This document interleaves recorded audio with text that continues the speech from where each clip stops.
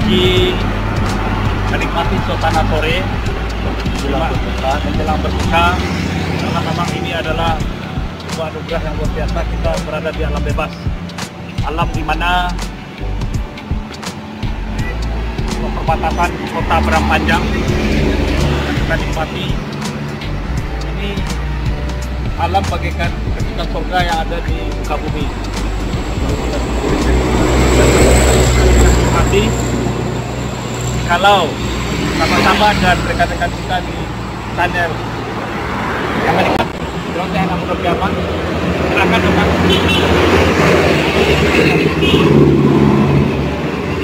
tanah surga, tanah di mana setiap orang dirantau merindukan untuk tanah.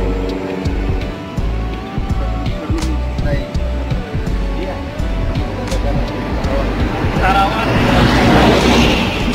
karena apa? Tanggung jawab kita dalam merawat alam, agar alam ini selalu lestari, terjaga dari longsor, terjaga dari hal-hal negatif yang menimbulkan malapetaka dan musibah. Maka kita harus menjaga alam jadi baik, terawat dan dijaga. Di mana alam ini selalu bersahabatan dengan kita.